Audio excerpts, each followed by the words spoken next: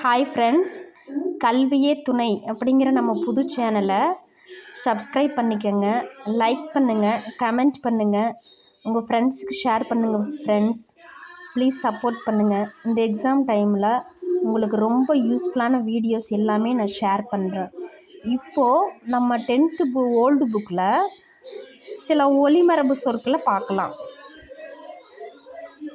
ஆடு கத்தும், எருது எக்காளமிடும், குதிரை கனைக்கும், குரங்கு அலப்பும், சிங்கம் முழங்கும், நரி ஊளையிடும், புலி உருமும், பூனை சீரும், யானை பிளிரும், எலி கீச்சிடும்.